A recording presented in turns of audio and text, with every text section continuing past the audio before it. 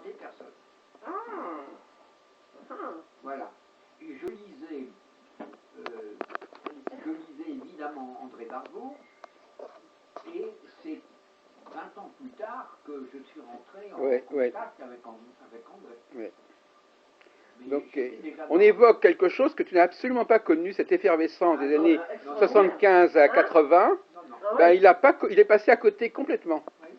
Et on ne comprend pas ce qui s'est passé depuis. On ne comprend pas ce moment. On parlait de moment. Voilà, c'est un moment fondateur pour le milieu astrologique, ce moment des années 70, etc. Et après, ça n'a été que la suite, que le prolongement. Et donc finalement, on ne peut pas comprendre les 30 dernières années du milieu astrologique si on ne revient pas à ce qui s'est passé dans la fin des années 70. Et si on ignore ce point de départ, on ne fait pas de la bonne histoire de l'astrologie. Enfin, je veux dire, le milieu astrologique aujourd'hui, par exemple Yves Le Noble, il était très présent à mes congrès à l'époque. Il était partie prenante, il faisait partie de mon association. Et en fin de compte, les restes, ce ne sont que des... En tout cas, je suis très content, Marielle, que tu me rendes hommage. Enfin, c'est pas tellement à moi, je suis pas tout seul. C'est le milieu astrologique dans son ensemble qui avait cette dynamique, dont j'étais peut-être le catalyseur, mais c'est pas moi qui ai fait les congrès tout seul. Oui, mais enfin, si tu veux, il y avait... Bon, alors pourquoi ça s'est défait? Ah, ben voilà, des bonnes questions. Pourquoi ça s'est défait? C'est des bonnes questions. Pourquoi ça s'est défait? Non? Ben ça s'est pas vraiment défait, en fait. Oui, non mais attends, il faudrait suivre. Alors, il faudrait suivre ce qui s'est passé depuis 40 ans, les étapes successives. Moi, personnellement, je dirais franchement que, pour dire la vérité, je pense que c'est Yves Le Noble qui a porté un coup fatal à cette dynamique. Voilà ce que je pense. C'est-à-dire que jusqu'en 88-89, ça marchait pas mal, et après, il y a eu cette espèce d'organisation lourde qui a complètement coupé la dynamique. Enfin ça, c'est mon point de vue, je le dis très, très froidement. Donc depuis 20 ans, on est une sorte de chape de plomb, comme ça, sur le milieu astrologique. Cela dit, ça n'a pas cessé de continuer, mais il y avait une dynamique. Bon, c'est le problème. Alors, je pourrais expliquer ça. C'est le problème des enseignants en astrologie. Les enseignants en astrologie ont fait un coup d'État. Avant, c'était la réunion des chercheurs. Donc, c'était les chercheurs qui se réunissaient. Et tout d'un coup, les enseignants ont pris le pouvoir. Et les enseignants, ils n'ont pas la même démarche que les chercheurs. Eux, ils veulent transmettre un savoir qui est figé, et donc ils veulent le transmettre. Ils ont intégré les congrès d'astrologie dans le cadre de la préparation, etc. Voilà. Donc c'est la, voilà. Ouais. Alors que moi, j'étais plus dans l'esprit de la recherche tout le temps sur les enfants, sur ce que je faisais avec Santa. Voilà. Toujours dans la recherche. Oui. Et ça fait depuis 20 ans, les chercheurs ne. Mais c'est vrai que je me suis sentie très isolée dans ce monde-là. Oui. Je te dirais franchement, bon, même si je vais chez Gestas, même si je fais des conférences, je me sens pas. Comment dirais-je? Je crois que tu viens de dire quelque chose de très important pour les enseignants et les chercheurs, tu vois. Oui, il y a un conflit. Et qu'en définitive, si tu n'as pas cette curiosité, si tu n'es pas continuellement en questionnement, en recherche, tu ne peux pas être avec des enseignants. Et je pense qu'on peut le mettre aussi dans un sens beaucoup plus. D'ailleurs, quand Didier Gélin, tout à l'heure, nous parlait de Berton, eh ben, il disait ça un peu. Didier Gélin, il appartient à la catégorie des enseignants. Hein? Oui. Et il faut dire la chose claire. Tu vois, j'avais jamais pensé à ça. Quand on est nul, on enseigne. Oui, mais je ne viens pas de l'inventer, j'avais déjà pas mal étudié. Oui, non, mais voilà. Mais non, mais on a vu apparaître l'Agapé, on a vu apparaître tous ces enseignants, l'Agapé, le Noble, etc. Ils se sont réunis entre eux, ils ont fait des salles combles, ils ont payé les conférenciers, parce que ça aussi c'est un argument important. À mon époque, personne n'était payé. Personne ne recevait un centime. Bon. Et tout d'un coup, on est entré dans une logique commerciale. Tout conférencier recevra tant d'argent pour venir. On a acheté les conférenciers pour qu'ils viennent aux réunions, au congrès. Enfin, c'est l'histoire de l'enseignant, du chercheur qui me plaît bien, moi, tu vois. Oui, mais c'est lié. Le décalage, parce que ça m'était même pas venu à l'esprit. C'est incroyable, tu vois. Parce que je m'interrogeais, donc c'est bien que tu sois venu, parce que je m'interrogeais en disant, comment se fait-il quand même? Parce qu'il y a tout. D'ailleurs, c'est toi qui je suis d'accord avec Georges. J'ai aussi, monsieur beaucoup ici l'enseignement. C'est moi qui aussi. Dans la recherche tout le temps. Voilà. Tout le temps dans la recherche. Socialiste réactionnaire. Donc, je travaille avec des complètement psychiatres tout d'accord le que temps. ça Bon, parfait. Blanc On Ferré, va bien. dans la recherche, déjà Qui a avoir... 9 mois. Pas être enseignant, non. Non, pas forcément. Non, c'est pas incompatible, C'est pas incompatible. mais l'enseignement a... Il faut enlever l'ego aussi. Il faut apprendre. Il faut enlever l'ego. apprendre. Si on recherche, c'est qu'on ne sait pas. Non, mais l'enseignement... Par exemple, tout à l'heure, je disais à Didier Gélin... On n'est pas dans les certitudes. Les enseignants sont dans les certitudes. Non, mais le problème, c'est aussi... Au contraire, Le problème, c'est aussi les gens qui pensent que l'astrologie... Je vais m'expliquer. Si Voilà. tu veux, tu as un code formidable qui est l'astrologie, peu importe ce postulat. Et ça traverse ce postulat, tu dois trouver ton libre arbitre et le transformer. Tu retrouves l'homme de droite, là, fier de notre empire. C'est mon point de vue qu'on est obligé de partager. Donc, l'enseignant qui reste trop rigide, Marx dira que c'est ceci. Ben, si la personne ne lit pas cette façon-là, il faut tenir compte pourquoi. Voilà. Donc, l'enseignant, si tu veux, astrologique, il a des Les certitudes. mémoires de guerre C'est-à-dire que de Marx, Daniel je Cordier. vais donner un exemple. Marielle, c'est l'agressivité, c'est faux. Ça peut être ça, c'est peut-être autre chose aussi, parce qu'on est multiple quand même. C'est une facette. Donc, moi, ce qui m'a supporté chez les astrologues, c'est qu'ils ont une certitude avec leur méthode. Mais c'est-à-dire que justement, j'en ai parlé tout à l'heure avec Didier Gélin, Donc, l'enseignant, il est obligé de donner un cadre, de donner des règles. Mais ces règles, elles deviennent figées. non, mais c'est parce que justement, tout à l'heure, c'est parce qu'ils considèrent que l'astrologie est un langage. Et tout à l'heure, j'en parlais avec Didier Gélin, il me dit, l'astrologie doit s'apprendre comme un langage. Donc, quelque chose de figé. Un langage, c'est figé. Quand on apprend une langue, c'est figé. Oui, mais quelque part, c'est ce qu'il voulait dire. On enseigne un langage. Donc, le langage, il est... Je dis que l'astrologie, c'est un langage. Non, mais c'est dangereux de dire que l'astrologie est un langage. C'est un symbole. C'est beaucoup dire parce qu'un langage, par exemple, la langue française, bon, moi je la parle, on n'a pas besoin, on ne va pas la remettre en question, la langue française, elle est comme elle est. Bon, une science, c'est pas un langage, une science. Une science n'est pas un langage. Et donc, effectivement, il y a ce clivage entre chercheurs et enseignants, c'est aussi le clivage autour de qu'est-ce que c'est que le langage astrologique. Si l'astrologie est un langage, elle n'a qu'à s'apprendre. Alors, Didier Gélin, c'est ce qu'il dit. Il dit ça. Didier Gélin dit, l'astrologie, ça s'apprend comme une langue. Bon, si ça s'apprend, ça veut dire que c'est figé, quelque part. Même s'il y a une dynamique qui se rajoute par-dessus, c'est quand même un peu figé. Je sais pas, tu dirais ça est-ce qu'on peut reprendre ce que dit Didier Puis à quoi ça sert? Didier, si tu veux quelque part. Non, mais l'astrologie n'est pas tout à fait... Bah voilà, c'est ça. Ça s'apprend aussi. Tout s'apprend. Et après, on le transforme. Sciences humaines. Sciences humaines, l'histoire, la France qui est connue. Voilà, la France sur tous les ans. Enfin, c'est l'histoire d'enseignants, moi, qui m'éclaire, et de chercheurs, tu vois. Oui. Les deux. Il faut les deux. Et là, il y a eu, comment dirais-je, une prise de pouvoir, si tu veux, des enseignants au mépris des chercheurs, dont j'estime avoir fait partie. J'ai pris une direction vers la psychanalyse, mais si tu veux, mon grand regret, et j'espère avoir au moins une dizaine d'années encore pour vivre, pour aller donner un enseignement, mais que les gens aillent dans la recherche, tu vois. Mais oui. C'est ça, moi, qui me plaît. Non? Mais oui, non, mais justement, c'est pour ça que le problème que tu poses aussi, c'est le problème de recrutement. À ton époque, à cette époque-là, c'était tout à fait possible. C'est-à-dire que moi, j'arrivais à la DAS, je faisais de l'astrologie, personne ne disait rien. Même Madame Dolto, elle ne disait rien. Même Madame Dolto. Cormon. J'ai même un thème astrologique qui est paru dans le Nietzsche de Cormon. Sur Cormon, oui. Hein? Tu sais bien, hein? Oui. Au PUF. Je veux dire, à l'époque, hein? Bon. Donc les gens étaient quand même ouverts tout en étant un peu réservés parce que l'astrologie... bon. Mais malgré tout, il y avait tout un mouvement, je dirais, qui était quand même extraordinaire et dont on n'a pas su...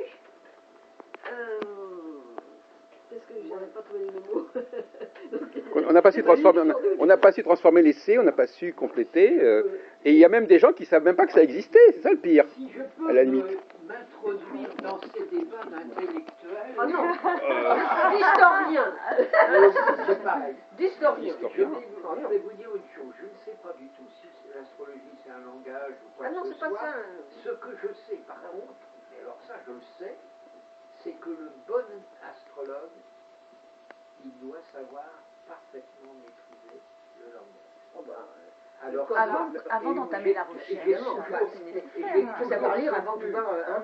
j'ai toujours soutenu que le bon astrologue, ça devait être un hyper littéraire et que le mot est un mot. Et il y a plein de synonymes qui ne valent pas. Oui, ben moi je me permettrais de me porter en faux contre ce point de vue, effectivement, parce que justement ce dont je me plains, c'est que ce fameux langage dont tu parles, alors là tu parles plus du langage astrologique, tu parles carrément du langage de tout le monde, de monsieur tout le monde. Ça ne suffit pas. L'astrologie doit être capable d'élaborer ses propres concepts, et elle n'a pas forcément à parler le langage de l'homme de la rue. Ah oui. Non, mais justement, donc l'astrologie est comme une philosophie, elle doit élaborer son propre langage. Et alors il y a une sorte de paradoxe intéressant, parce que d'un côté elle a son propre langage, mais l'astrologue, lui, il traduit ce langage dans la langue de tout le monde, et il suppose que le client, il est forcément en phase avec le langage qu'il utilise. Il ne fait aucun effort pour dire, attendez, nous en astrologie on utilise ce mot-là dans tel sens, on va vous expliquer dans quel sens on l'emploie. Non, de plein pied, il lui dit, voilà, moi j'emploie ce mot-là, et je suis sûr que vous comprenez tout de suite. Tu sais, Il faut un effort, il y a une pédagogie de l'astrologie à faire avec le client. Et pas uniquement avec le... Voilà. Eh bien oui, et la pédagogie de l'astrologie, ça veut dire lui expliquer un certain nombre de concepts qu'il ne connaît pas forcément, même s'ils ne sont pas des concepts astrologiques. Est-ce ma conjonction Soleil-Neptune qui doit jouer attention, tu me coupes là pour la télé. Comme je ne parle plus. Oh. Non, parce que je déteste... Tu parles devant la télé. Et je déteste justement les émissions brouillonnes en télé. Lorsque on filme Marielle, je veux que ça soit cadré sur Marielle. Si c'est sur moi, c'est sur moi. Moi, je n'avais pas vu que c'était filmé. Parce que sinon, c'est le bordel. Alors, je sais qu'il y avait des émissions bordéliques dans le temps. Il y avait, on avait publié celle de Paula, bien connue. Ah oui. Mais j'aime les journaux à la française. Je suis de la vieille, j'aime quand même. Je suis plus le nôtre que la jungle africaine. Admettons. Bon, alors, revenons, recentrons. Et je dis simplement, est-ce que c'est ma conjonction Neptune-Soleil qui fait que j'ai peut-être un sens de l'empathie, je suis un peu un tempérament éponge, ou buvard, comme on veut. Mais toujours est-il que lorsque je tombe sur un martien en consultation, j'emploie un langage martien. Mais oui, le langage mais ça ne suffit pas il ne suffit pas de parler le langage de l'autre, il faut parler le langage de l'astrologie. Attention, je traduis le langage astrologique, je traduis ma langue astrologique en coloration martienne. Oui. Comme je suis avec un Vénusien, je parle en hédoniste. Oui, je suis d'accord. Voilà. Ça suffit pas. C'est tout. Et avec un Uranien, j'ai des mots uraniens. Oui. Donc pour ça, il faut à la fois avoir un vocabulaire, une terminologie astrologique absolument nette, précise, et pas mettre des orbes à 25 degrés comme connaît quelques-uns. Un orbe, c'est un orbe, il doit être défini, il doit être précis. Mais à côté de ça, ce langage astrologique technique, il faut savoir non seulement le transformer pour que le commun des mortels le comprenne, sinon on est pris pour une précieuse ridicule, littéralement, ou une femme savante, ou je ne sais trop quoi, la Molière, mais ensuite il faut le traduire dans la dominante de son client. Alors il y a deux choses, pour qu'il s'imprègne de ça. Ce dont nous parlions, c'était les enseignants et les chercheurs. Maintenant on est dans la consultation, c'est encore autre chose. Hein. Il y a trois aspects, si je puis dire. Bien sûr, oui. Hein. On est bien d'accord. Oui. Il y a les enseignants, les chercheurs, les concepteurs. Le mot, je préfère concepteur à chercheur d'ailleurs. Ce sont les gens qui élaborent de nouveaux concepts en astrologie. Hein. Et ces concepts, ils ne sont pas forcés. Ils impliquent éventuellement un rapport au langage qui est nouveau, des termes qui n'ont plus le même sens. Et qu'on ne peut pas supposer au départ que dans la consultation, les gens connaissent ce langage. Moi, par exemple, si par exemple j'ai une théorie cyclique, avec des étapes successives, je ne suppose pas que mon client, il sait de quoi je parle. Et je ne peux pas simplement lui parler sans... Il faut que je lui expose la règle du jeu. Il faut que je lui expose le système. Si vous n'exposez pas le système... Moi, je crois qu'il y a une interface qui entre le passage de l'astrologie au langage qu'on tient aux clients, il y a une interface à respecter qui est un certain décodage qu'il faut lui expliquer. Et qui n'est plus tout à fait de l'astrologie, mais qui n'est pas non plus le langage de tout le monde, qui est un langage intermédiaire qu'il faut transmettre aux clients. Alors ça, tu es dans une vue, je dirais, magnifique et peut-être un peu encore utopique, parce que je pense qu'effectivement, les consultations, je pense, les plus basiques, les gens ne viennent pas pour ça. Ils ne sont pas éduqués, si tu vois. Oui. Donc il y a toute une éducation, peut-être, qui pourrait se faire par l'enseignement, par les concepteurs, comme tu dis, et à ce moment-là, la personne, c'est comme nous un peu en didactique, c'est-à-dire qu'au départ, tu apportes tes rêves, hein, et puis, bon, les associations, etc. Et ensuite, on donne les concepts, dans un deuxième temps. Tu vois, tout dépend dans quel cadre on se situe. Parce que D'accord avec moi? d'abord, on est bien d'accord que le grand public, il hyper investit le langage. La culture de la plupart des gens, elle se réduit au langage qu'ils ont appris. Donc leur culture, c'est le langage. Donc ils ont un culte incroyable du mot, et ils croient qu'ils ont appris à parler quand ils avaient 5-10 ans, et ça leur constitue leur bagage culturel de base. Et donc finalement, il faut quelqu'un qui fait de la philosophie, par exemple, c'est quelqu'un qui a appris à se démarquer du langage courant. Hein, le langage courant n'est pas un langage figé. Hein. Il est peut-être pas. C'est pas un langage figé. Il n'est pas figé, mais le langage courant, il est porteur de la sombre de lieux communs, d'expression. Je prends un cas classique du masculin et du féminin. Bon, dans le langage courant, les gens, qu'est-ce qu'ils savent au niveau du langage courant du masculin et du féminin? Pas grand-chose. Ils ont une sorte de vaguement association d'idées. Et si moi je veux leur parler des hommes et des femmes, je ne vais pas forcément me limiter au langage courant. Je vais devoir faire un effort de formalisation supplémentaire. Donc aujourd'hui les gens sont spécialisés. Ils vont vous parler pendant des heures du masculin féminin sans avoir défini ce que c'était que le masculin féminin. Comme si le langage se définissait par lui-même. Il faut revenir à l'idée que les mots demandent à être définis. Sur le document. Je pense en consultation, comme je parlais d'un langage approprié au thème, un langage martien au vénusien, comme l'indique la préface, je pense plus à des images poétiques en quelque sorte. C'est des images poétiques. C'est-à-dire qu'en fin de compte, tu parles. Oui, mais toi, la grande question, c'est de savoir si on est émetteur ou récepteur. La logique de l'émetteur, c'est pas la logique du récepteur. J'ai l'impression que beaucoup d'astrologues, ils essayent surtout d'émettre quelque chose, et ils ne se demandent pas comment ça va être reçu par la personne en face. Je pense que, moi je pense... Ils ne sont pas des bons récepteurs, beaucoup d'astrologues ne sont pas des bons récepteurs. Puisque déjà, je trouve la dominante du thème, oui, mais c'est là que pas... je te dis, je ne parle pas... Non, mais toi, c'est toi qui as décidé, qu'il était martien. Moi, je te parle de la personne en chair et en os qui est devant toi, c'est pas ce qui est dans son thème, parce que là, tu es encore dans l'émission. Tu émets, dans l'émission, il est prévu que la personne est martien ou est... En fonction de l'idée que je me suis exactement. Techniquement. Et d'après une tradition de 2000 ans, ou 3000 ans. Mais la réception... Moi, je ne tiens pas du tout... L'interlocuteur est important. Je ne tiens pas du tout à révolutionner l'astrologie. Moi, je m'en tiens à l'astrologie, je dirais pas traditionnelle, mais classique. Et donc, mon astrologie classique m'amène à faire un portrait un peu type de mon interlocuteur, et pour mieux lui faire comprendre les choses, je ne vais pas parler à une vierge mercurien, vierge ou gémeaux. C'est étonnant, c'est presque surréaliste, parce qu'il fait les questions et les réponses. L'émetteur, c'est déjà quel est le récepteur d'après son émission elle-même. Donc tu définis ton récepteur d'après ce que tu vois dans son thème. Donc tu ne définis pas par rapport à ce qu'il est réellement. Mais si, parce que son thème, c'est ce qu'il est. Évidemment. C'est exactement sur ce point-là que j'ai arrêté à un moment donné de vouloir faire des consultations astrologiques, à cause de ça. Oui. Et je me suis dit, moi je veux voir la personne en face, si ça correspond bien au thème. Donc c'est là que j'ai fait de la morphopsychologie, j'ai rencontré le docteur Cormier. Ah oui, parce que là, il y a quelqu'un en face de toi. Ben oui. De dire, moi je sais faire, hein, et l'autre arrive en état de faiblesse, de crise, etc. Oui. Donc on va se plier à mon discours. Eh bien non, parce qu'avec sa morphologie, d'un seul coup, je fais Oui, le grand apport de Marianne Clavel, c'était ça, c'était de combiner astrologie, l'émission, et l'autre en face, en chair et en os devant. Marielle, je te donne entièrement. Qui était dire chez Santa Agostini aussi. Lorsque j'ai monté le thème d'un client, que d'après le thème, j'ai vu par exemple que c'était un martien.